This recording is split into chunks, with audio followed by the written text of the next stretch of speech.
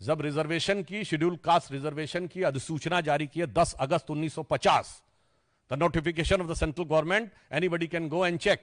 उसमें clear cut लिखा है 3rd पैरा के पॉइंट नंबर 2 में कि जो हिंदू रिलीजन में को नहीं मानते हैं वो शेड्यूल कास्ट नहीं माने जाएंगे, कभी शेड्यूल कास्ट में नहीं लाए जाएंगे।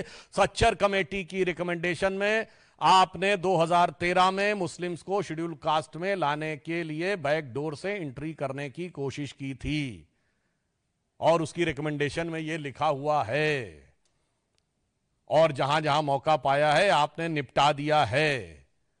तो जो दिल के अरमान है ना वो किसी और के लिए हैं, बाहर का चेहरा किसी और के लिए। देखिए, आप कभी ये सोचिए कि इल्हान उमर या कोई भी अमेरिकी सांसद इस ढंग की बात ही क्यों कर पाता है, क्योंकि ये गलती तो उसी समय हो गई थी जब जवाहरलाल नेहरू ने इस विषय को यूनाइटेड नेशंस में ले गए थे, और आज उन्हीं के खानदान के चश्म चिराग बैठकर उन लोगों के साथ बैठे हैं। तो उनके बयान पर मैं इतना ही कहना चाहूंगा, वो जब्र भी देखे हैं तारीख के मंजर ने कि जब लम्हों ने खता की थी सदियों ने सजा पाई। परंतु आप चिंता मत करिए, 5 अगस्त 2019 को जैसा सेटल कर दिया है, अब वो दिन गए, गुजरा हुआ जमाना आता नहीं दोबारा, हाफिज खुदा तुम्हारा। नहीं, वो बता नहीं पाए। 1961 में ही उनके दिल की आरजू थी कि आरक्षण खत्म कर दिया जाए। जवाहरलाल नेहरू की चीफ मिनिस्टर्स को लिखी हुई चिट्ठी है कि वो आरक्षण के खिलाफ हैं, पर्टिकुलरली सर्विसेज में, ये लिखा हुआ है। तो ये उनका खानदानी तवक्को है। देखिए, बांग्लादेश पर आप राहुल गांधी का ट्वीट देखिए जाके, तो कहते हैं I extend my good wishes to Mohammad Yunus and normal situation जल्दी बहाल होनी चाहिए, बस। ठीक है, ना कहीं अत्याचार का बात है, ना कहीं हिंसा हो रही है, कोई ऐसा वर्ड नहीं है। और हमास पे जाके ट्वीट देखिए, ह्यूमैनिटी की किलिंग हो रही है, हजारों बेगुनाहों को मारा जा रहा है और इन सारी चीजों को खत्म होना चाहिए। ये क्या बात है भाई। और मैं एक चीज और कहना चाहता हूं कांग्रेस वालों से, अच्छी तरह बांग्लादेश की घटना से याद करिए। बांग्लादेश में आज जो हुआ है, बांग्लादेश नेशनलिस्ट पार्टी थी बीएनपी, इसने 2001 में जमाते इस्लामी को रिकॉग्निशन दी थी और अपनी सरकार में एक मंत्री पद दिया था। पॉलिटिकल लेजिटिमेसी जमाते इस्लामी को बांग्लादेश नेशनल पार्टी बीएनपी ने 2001 में दी। आज कहां है बीएनपी? सिर्फ जमात है या फौज है? तो यहां भी जो ये ख्वाब संजो रहे हैं ना कट्टरपंथियों के साथ गलबाही करने के, राहुल गांधी जी और इंडी गठबंधन के सहयोगी, उनसे कहना चाहूंगा याद रखो, लगेगी आग तो आएंगे घर सभी जद में। यहां पे सिर्फ हमारा मकान थोड़ी है। देखिए, चीन के बारे में वो बार बार बोलते रहते हैं और कहते हैं चीन से भारत की तुलना नहीं हो सकती है।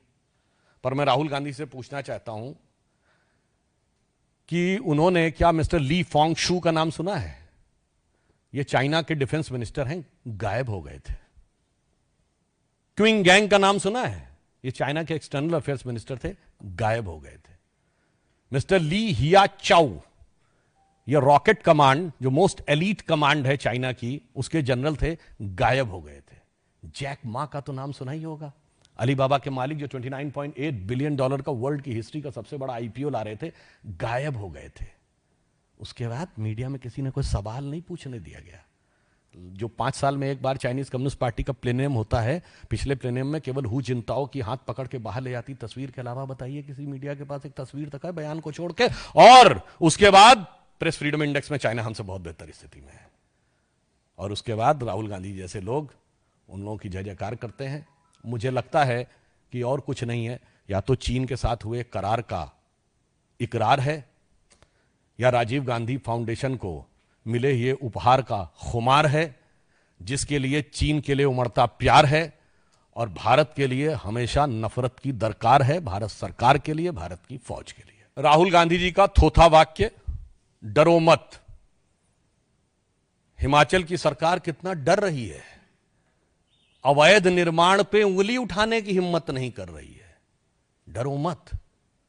और कैसा वातावरण शिमला की उन शानदार वादियों में बना दिया जहां सैलानी सुकून से घूमते थे, आज वहां लाठीचार्ज, आग बरस रही है।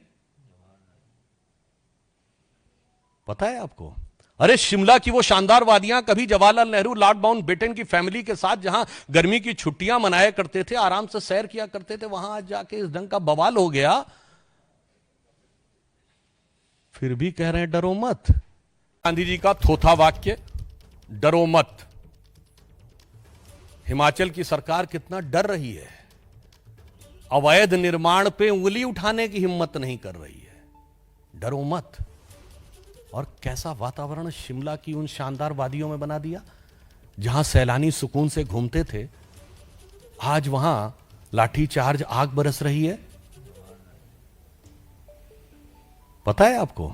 अरे शिमला की वो शानदार वादियां, कभी जवाहरलाल नेहरू लॉर्ड माउंटबेटन की फैमिली के साथ जहां गर्मी की छुट्टियां मनाया करते थे, आराम से सैर किया करते थे, वहां आज जाके इस ढंग का बवाल हो गया,